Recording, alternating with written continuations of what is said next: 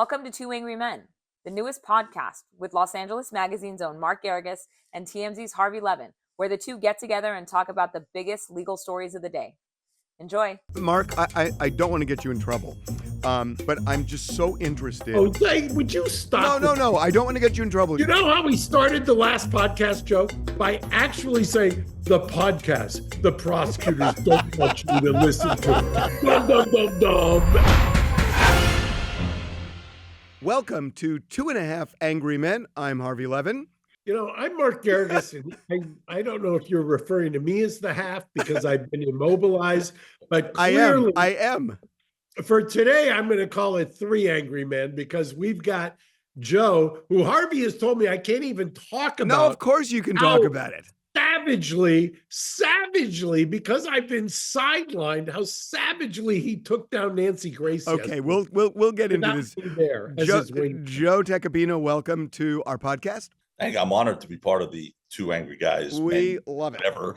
So I'm part of the group now, huh? Okay, yeah. guys. We jumped you in, Joe. We got to start with this. So just a little while ago, Donald Trump came out and said that depending on the circumstances, he might pardon Diddy. And here's what he said. He said they used to be really good friends. And the way Trump put it was, Diddy used to really like me a lot. But then when I ran for office, he took some shots at me and then said that he hasn't been asked formally, but it sounds like he said people were sniffing around about possibly doing this. And then in the end, he said, if I determine that somebody has been mistreated by the government, I would absolutely consider a pardon. So, Mark, you were right in the middle of the Hunter Biden pardon. I know this. And you knew about it long before it broke, is my recon. So you know something about this or not. You are, in some way associated with the lawyers, and one of whom is your daughter on the Diddy side. Has there been an overture? Because now that I start thinking about it, with the Chrisleys and all these other people, this is not the craziest thing, even though it seems pretty crazy. Has there been any outreach? Joe, I've got a question for you. Suck me into a 23.1 here. I have a question, Joe. I don't understand. You practice in New York, famously practice in New York, and condolences. I think Bernie Kerik died today, and I think you were very close to him, at least at one point. I haven't talked to you about it. If you were, and I think you were, my condolences. I don't understand, and Harvey and I talked about this for 2 podcasts, and he slammed me the first time, and then the listeners slammed him, so I already did the reason, my kind of analysis as to why it's unconstitutional.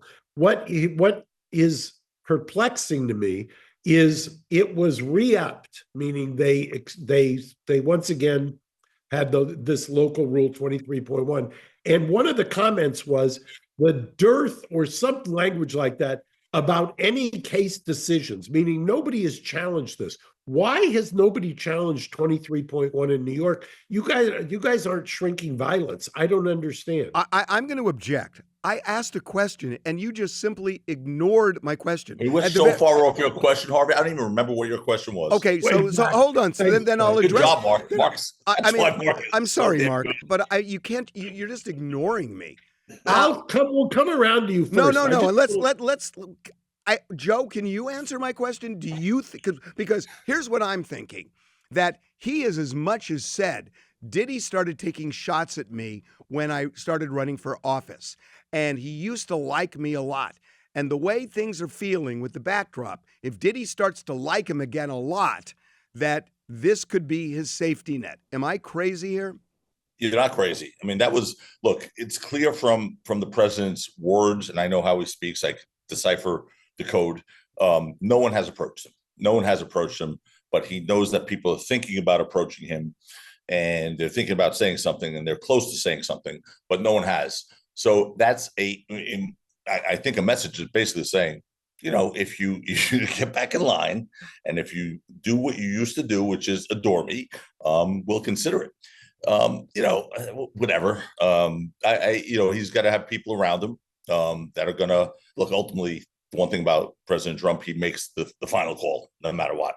His advisors are just that, advisors. They're not people who make ultimate decisions, but people will advise him on that. It wouldn't be a popular case if a jury convicts here to do that. But here's the thing: if I'm Diddy and I'm Diddy's lawyers, and Tenny and Mark Ignifilo and the crew, this is the last thing I want to hear. This is the last thing I want out before, in the press with the jury, because God forbid a jury is like, oh, so even if we convict him, he's going to get off anyway. Oh, all right. Well, then it's not that big of a deal. He's not going to spend life in prison. He's going to get a pardon, but we're going to convict him anyway because he's proven to be a bad guy. He's proven to be unlikable. He's proven to have done some horrific things.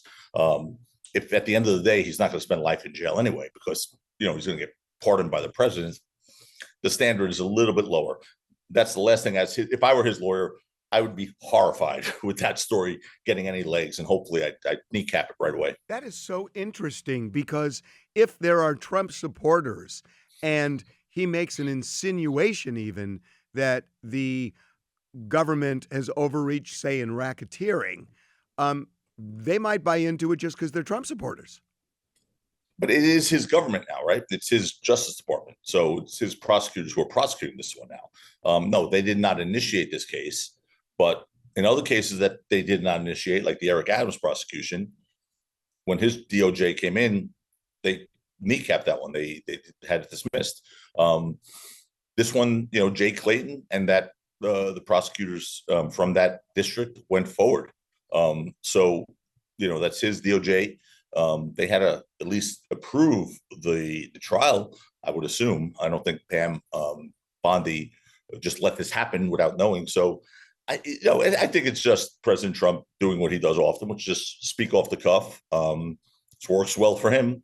But I think that's all that was. I don't think there's really too much to it. I'm pretty sure no one has approached him. Yet you said they're close to it. I heard you say that, and Trump insinuated that too. Yes, you did, or a little bit. No, I said that's what he was saying. They're close to it. Well, what does that mean? But they're close to it. I don't know if they're close to it, Harvey. I really don't. I wouldn't. I have no information. There's a guy on the right that might be able to help us, but he can't help us. That's what I'm thinking. Hey, Mark, get in trouble. Mark, Mark, this is a political and not a legal issue. So can we go back to 23.1 for a second? Why is it in New York? Nobody. I mean, what are you going to do? You're going to get me into talking about politics. It's crazy. I could say quite a bit about this for a variety of reasons, but I'm going to just, in deference to his honor, in deference to my firstborn, who I love dearly, I'm going to return to asking Joe what he thinks about 23.1 and why it hasn't been challenged. I don't know. It should be challenged. There's no practical basis for it, and here especially. So I don't know the answer to that, Mark. I really don't, and it should be challenged. But it's crazy. But you're doing the right thing, obviously, because you want to make sure that you don't ruffle any feathers. And your daughter, by the way, your daughter's a terrific lawyer. Tenny is. I'm very impressed. There's people who are children of great lawyers who become lawyers, and it's not the same. Boy, you and I know exactly. I'm sure we're reading each other's minds right now, but I that's why I take that as high praise for her. So I appreciate. Oh, she is. She's something else. I'm very impressed with her. That opening was phenomenal. And that's my opening summations and crosses my daily bread. It's what I love, and it's what I study, and what I really I think I perfected it. And that was as good as I've seen. So I think she's. What am I missing? What am I missing here? You're complaining that nobody's challenged it. You could challenge it. Why don't you challenge it?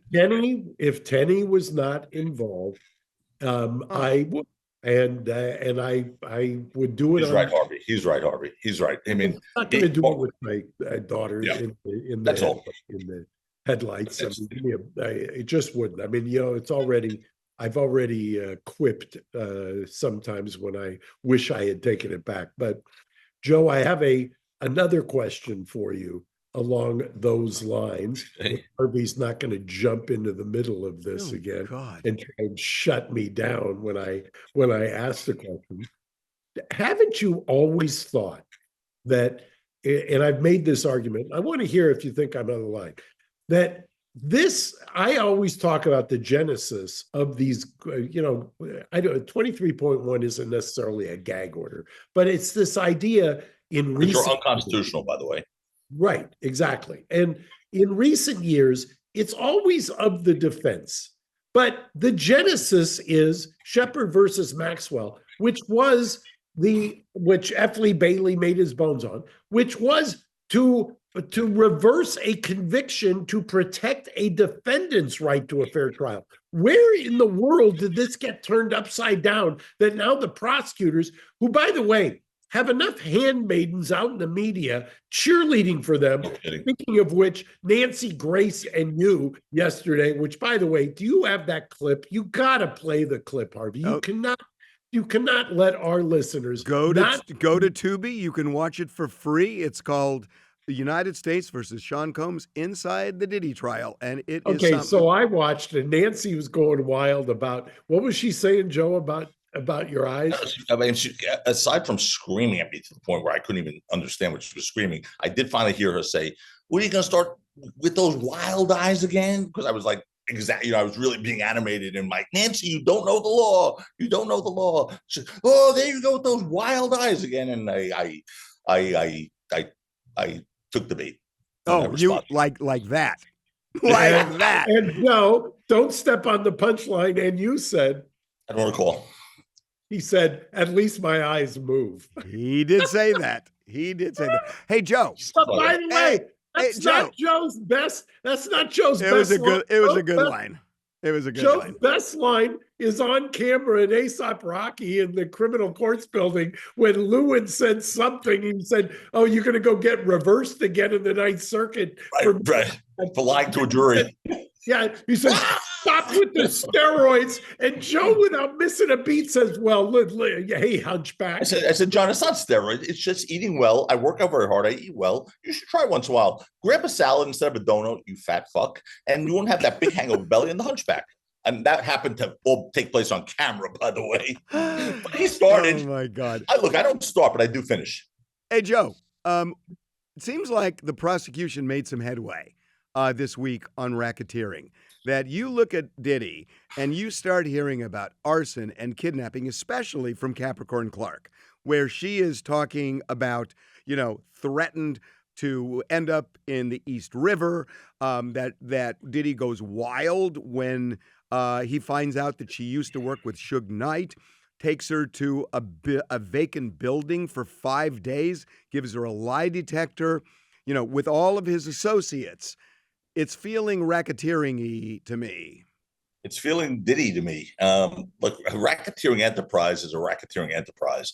It's not a lunatic who is a jealous boyfriend, a control freak, not a nice guy, a domestic batterer, someone who acts like a piece of garbage to his employees. That's not what a racketeer is. That doesn't make it a racketeering act, Harvey. I don't see that as an act in furtherance of a racketeering scheme. This has a racketeering enterprise, which is traditionally, understand, it's for a criminal organization, right? So an enterprise that's established to commit crimes. Bad Boy Records in no way, shape, or form was established for that purpose. It doesn't turn into a criminal enterprise because one person in that organization commits some crimes. So I still think there's a big gap here where, look, bad guy, proven, criminal, proven, domestic batterer, proven, drug abuser, proven, all those things they've proven. We're in federal court though, okay? And we have a racketeering sex trafficking trial. And I think there's a big void in the evidence. That's why we keep seeing that Cassie video over and over and over again. It's not evidence of racketeering. It's not evidence of anything but a domestic assault, which it is. It's a disgusting video.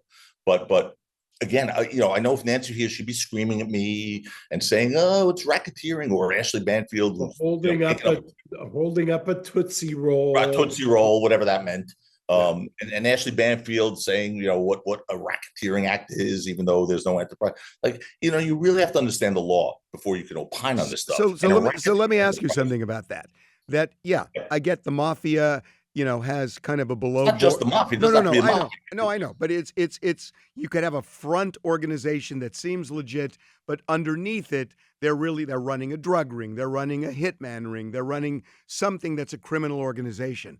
But at a point, could a jury say, look, it's not a specific crime organization, to sell drugs or guns or hit people or do hits on people, but he is using Bad Boy and all of the people under him in Bad Boy to commit crimes, that Bad Boy is being used for Diddy to always get his way no matter what it takes.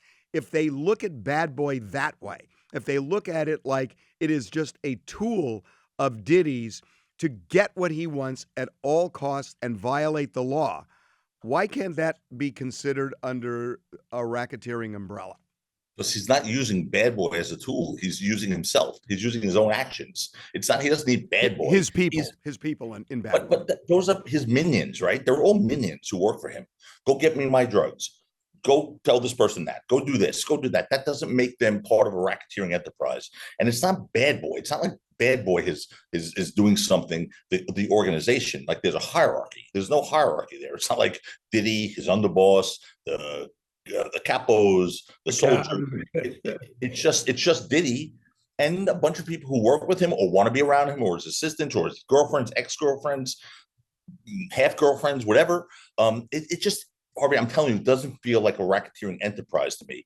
And if I'm the defense in this case, when I'm summing up here, aside from the issues of consent, okay, because I know you're not, God forbid, you can't question the accuser, or you're victimizing the victim again, even though they've not been proven to be a victim.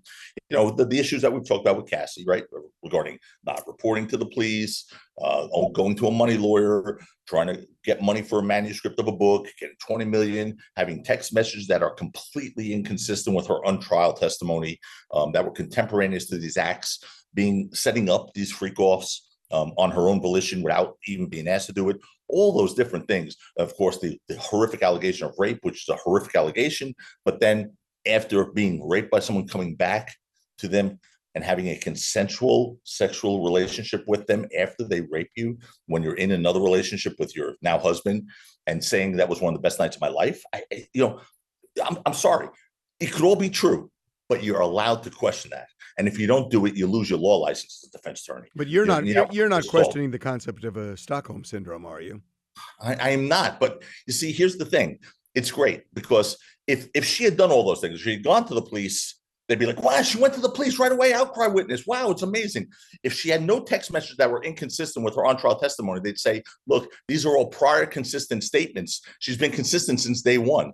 If she had been raped and then after the rape sent him a message saying, I can't believe you raped me, and never saw him again, those would be bastions of prosecutorial argument that they would be hammering.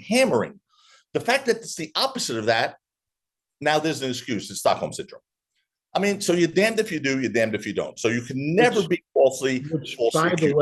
Which, by the way, is whenever you have expert testimony in cases where they're trying to bolster the fact that you don't have the evidence, that the litany of evidence you would normally want, those experts, if you push them on cross-examination, the expert literally can take any reaction and say it's consistent with. Of course. And then what have you got? How is that an expert that any reaction means that's consistent with what we're alleging? That's not an expert. That's somebody who's just repeating whatever you want under the guise of expertise. Without having done any clinical analysis in this case, by the way. So all that stuff was theoretical. We're talking 30,000 foot view, not on this case. Listen, Harvey. Here's the one thing. We have a New York jury here, and we should not forget that. A New York jury, from what I understand, this is a New York jury. And a New York jury, we're a little different. We're a little more tough. We're a little more gritty. We're not so quick to accept every excuse in the book for everything. I know we had our show yesterday, and one of our guests was saying she was crying as she was I mean, she made it sound like she was listening to the testimony in court. She was reading a reporter's rendition of the testimony and said she was crying reading the reporter's rendition of the testimony. I think that's a little much. You lose the emotional, I think, impact there when you're reading a report. I don't know who that was. Was that a New Yorker who said that? Because I can't believe that. She is a New Yorker, but wait. No, she's a Canadian. She's a Canadian. Well, okay, but she lives in New York. She's lived in New York. She lives in New York. Okay, well, that's she's Canadian. So, but the point is, the jurors, according to Brian, according to the TMZ reporter on site, the jurors are deadpan. They're not reacting to anything. I mean, for the most part, and please don't pretend to know what they're thinking. They could be, we hate this guy, but they could also be like, yeah, we think all these women are in it for a payday.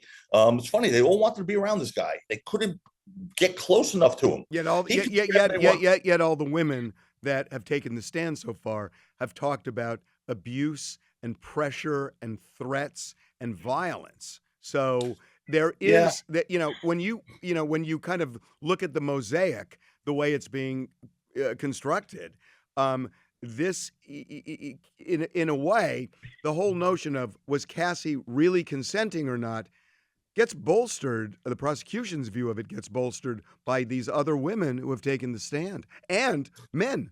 If you buy it, if you buy the pressure, I was there because of pressure. Look, he was not a nice guy to them, clearly. And I think he was at a stage in his life, and I spoke to him.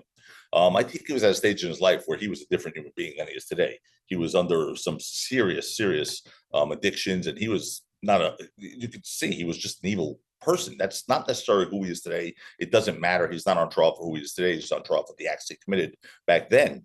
But so was not a nice person. I understand that. But pressure, people kept coming back for more. This as recently as this assistant, the whatever name is the last one, Cassandra. So it was Capricorn Clark. Capricorn. I mean, aside from her dismantling the credibility of Cassie, again, another witness, that government witness who put a little more of a lie to Cassie's testimony, all the horrible things that happened to her that caused her to emote in court and have tears. When Diddy was charged here, she reached out to him and said, "You should have kept me. Could I have my job back? I want to work for you." I went, "What?" I mean, this is the woman who's so traumatized by him, and she wasn't pressured to call him. She reached out to him to say, "I want my job back." So just common sense. I wouldn't have done that. I don't think my friends and family would have done that. Maybe some people would do that, but not people I know wouldn't do that. So I think that's fair game. Mark, are you allowed to ask questions? Joe, I'm fascinated by, because you're coming right off of a spectacular win in LA and having a LA jury that did the right thing in that case. Talk a little bit about the difference between a New York jury and an LA jury, because it's fascinating to me. Yeah, New York jury is no nonsense. I mean, believe me, I was worried about the LA jury thing. And I spoke to the LA jury about the LA jury thing in jury selection. I was like, you guys, I'm from New York. We're a little different. You guys good with that? We did give you the Brooklyn Dodgers. Remember that. I've made sure they understood that. And so, but it's a different mindset. There's a different, New Yorkers are grit.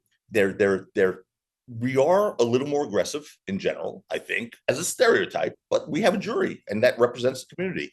My experience, and I've tried over 100 jury trials in this state, I just think that they are a little more skeptical to believe excuse after excuse after excuse. I think they're a little more harsh when they come to evaluate the credibility.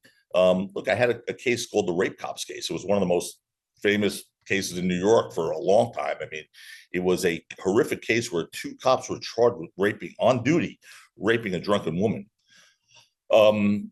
These guys were called rape cops before trial for 2 years. Not alleged rape cops, rape cops.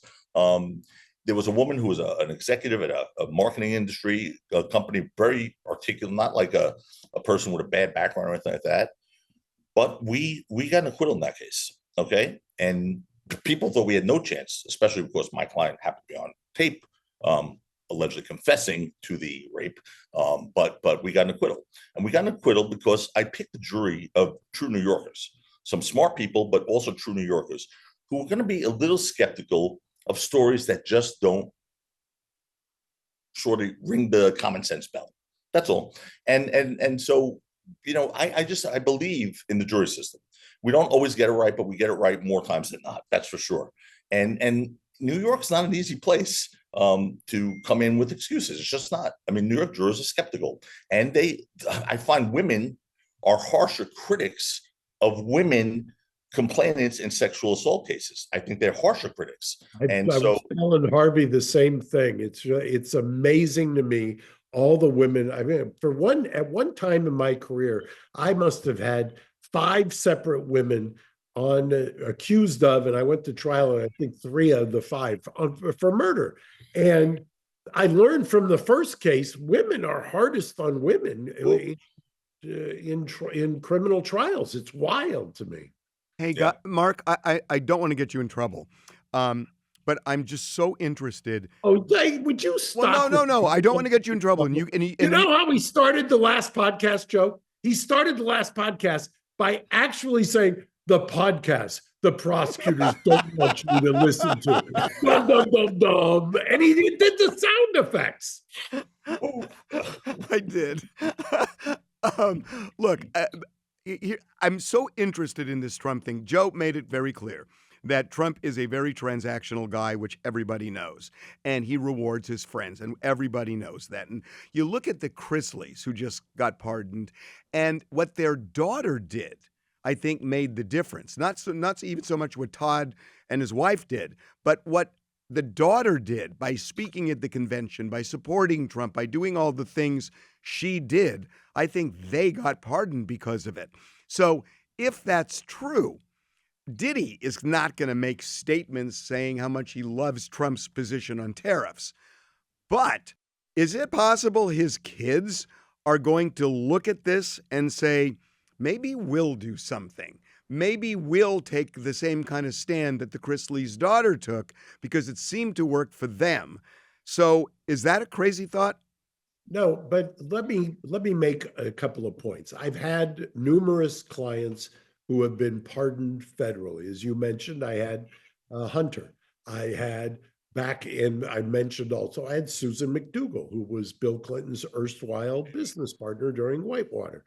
The presidential pardon power, other than an acquittal, is the only other unappealable action in the world of criminal. So they can use it, and it's been tested, and it's absolute. So one of the things, the law of unintended consequences, when you start getting into lawfare, like the Democrats did, and that's really what offended me the most about my lifelong party, was when we started going after Trump. One of the things you do is you heighten. So the old joke used to be, I'm old enough to remember when they said a Democrat is a Republican who's been indicted. I mean, that's talk about how ridiculous that statement is nowadays. But when you perp walk him through the Georgia state courts to get his mugshot, and when you have him kind of paraded through the state court here, and then you indict him in 2 other courts federally, you have a president now who is very attuned to the criminal justice system. Once you've been accused, you don't come back from that unscathed. Joe will tell you, how many clients have you had, Joe, who in the middle of a trial or after the trial, even when they're acquitted, turn to you and say, how the hell do you do this for a living? It is the worst thing, right? Especially when those clients are law and order people who think that everyone accused is guilty, right? Exactly. Until it's them. And, that's why I say to them, I say, that's why it's important to do what we do. It really is, Harvey. I mean, we're no good for the Nancy Grace of the world, but without us, the system collapses and breaks. I agree. And to me, it's a badge of honor and integrity for a criminal defense lawyer to represent the least popular, the most despised individual in this country. It really is, because it takes courage, it takes integrity, and it takes real chutzpah, so to speak, to do that, because it's important, but it keeps the system honest. Look, every time people talk to me about how can you represent someone like that, I cite Richard Jewell. That's just one of hundreds of examples. Yeah. But Richard Jewell's a great one, because that guy was so presumed guilty, it wasn't even funny. Well, that was the media's fault. Okay, but it was the media's fault, but also the FBI's fault. But I mean, by the way, Lynn Wood, who's had his own issues in the last couple of years, but back then was a close friend. I would count him as a close friend. Lynn stepped up. That he was not. He was just pilloried for taking that case. Absolutely pilloried. So amazing, right? And he was called the Uniblubber. They were making fun of his weight. This guy was actually a sweet human being who actually tried to be a hero. And for that, he got this, and that ultimately killed. Well, the people who represented, the lawyers who represented Harvey Weinstein, same thing, is that the public doesn't really want justice. They want what they want, and if that happens to be justice, great. But they make they set their opinions up and say, if you are not aligned with it, screw you. I mean, I hate to say it, but I think the majority of Americans aren't really that interested in democracy. I think when it suits them, it's great. And when it doesn't, they don't say, I'm against democracy. They just say, I don't give a shit about your rights. You offend me, and you're not going to do what you're entitled to do. I mean, I hate to say that, but I believe that. Harvey, I think you're right. Yeah, but to Joe's point, I can't tell you the number of times, Joe, I'll bet you it's happened to you 100 times, if not 1,000, that clients will come into your office and their loved one is either in custody or had just been about to be arrested. And they'll say, but what about my rights? And what about this? And what about that? And I'll say, I'll bet you're normally the person who is saying, lock them all up and throw away the key, or how do you sleep at night when you defend this person, blah, blah, blah, until you have been in the crosshairs. Once you're in the crosshairs, it is a complete reset. And I think that's what's happened with Donald Trump. Donald Trump has been in the crosshairs, in my opinion, unfairly so, time after time. Thank God he had somebody like Joe. Thank God he had somebody like Todd Blanche and Emil Bove and people. And then down in Georgia, he had some very able lawyers. But, once you've gone through it, it does reset your brain. You're not buying what the government is, the horse shit the government is selling you.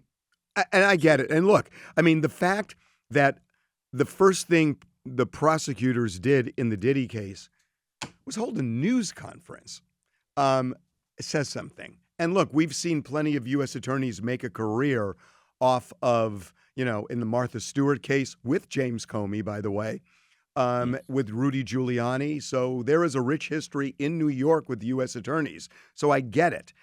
What I'm wondering, and I Mark, I hope you can weigh in on this, but I got to say, if I were his lawyer right now, Diddy's lawyer, because I think, forgetting about racketeering, just the interstate transportation of sex workers, he's got a huge problem with that one. So given what's going on, whatever his children do now is going to get huge attention. If he gets convicted, the attention span of the public is like a nanosecond. They're going to be on to something else, and they're not going to get the attention.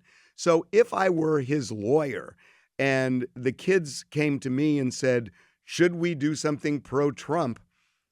I'd probably say yeah, because the guy is so transactional. And what you said, which is he has such a distrust of the justice system, in New York especially, that maybe it would work. Maybe. I mean, it's first of all, this is federal, it's not state. So whether it's New York or Arkansas, it's the United States government prosecuting this case, not the state of New York. And you have to sort of be careful, Harvey, also, because to jump in now in the middle of his trial and start wearing like MAGA hats to the trial, I think it looks a little right? I don't think Justin should be coming to court with like a MAGA hat. I was not saying that. So I don't know what they really can do now. I think they have to let this process ride. And I don't want, if I'm his lawyer, again, I'm having a stroke right now, hearing us even have a conversation about Trump possibly pardoning him. So that's the last thing in the world I want to happen. So I hope to God this dies on the vine, because this wasn't something that was generated by the defense. It wasn't something that like Diddy's people like came up with. It was something that just happened. Some reporter at a press conference for Elon Musk, by the way, asked the question, and away you go. That's it. And now we have a news story. We do. It was Peter Ducey, by the way, from Fox, who asked that question, which I find especially interesting, right? Which is the parent company of this show.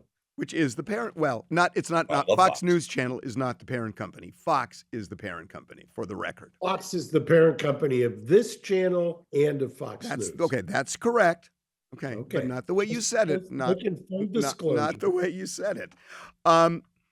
Okay, so Mark, I apologize because this kind of sidelines you. So I don't want to get you in trouble, Mark. what do you want to talk? Do you want to talk about something in particular? Do you love Harvey's false protestations of he doesn't want to get me in trouble, and all he does? I don't.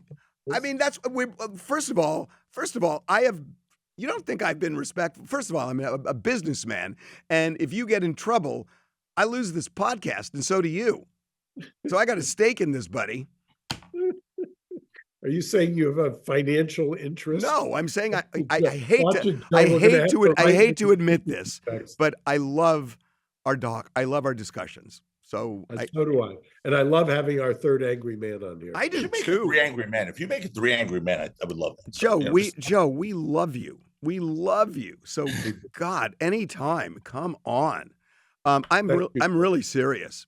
By the way, you got to listen to Joe on this on the Tubi special. The weekly series. He is just amazing. I'm sure one of the guys. It was like me fighting 3 people. It was like bing, bang, boom, bing, bang, boom. I was like, come on. But have you heard about the big thing that's going on in social media? 100 people versus the gorilla, and the question is who's going to win? And it's like 100 men against a gorilla, and it's a huge thing online now. And really, who you would bet on, a gorilla or 100 men? So Joey's calling you now a gorilla. On top of everything else, he's calling you a gorilla. I probably have some Neanderthal DNA in me, so that's fine. Okay. Joe, that's a compliment to Joe. Yes, it is. Joe, thank you. I'll be back soon enough, Joe, to be shoulder to shoulder with you. Okay, Mark, I feel so bad. You get whatever the final word is. It's yours. No, I'm gonna just thank you, Joe. And by the way, next New York case, you and I are going to challenge 23.1. Got it? Let's do it. When you and I do a case together, that will be just exciting and fun and epic. Very horrifying. But the problem, Mark, is you got to do it while your daughter's on maternity leave. Exactly. Well, it's coming up. I'm going to take Joe and I are going to give a discount. Is she pregnant? Yes, she's my grandbaby mama for number 2 coming up. How many months is she pregnant? She did 4 months yesterday, I think. Holy cow. Did she start the show? Is she showing? What? She's starting to. You got to get that in front of the jury. She should be walking in front of that jury every day with the belly. It's like the New York juries. Is everybody pregnant in this case? Okay, guys. We'll see you. Thank you. Bye, guys. Bye, guys.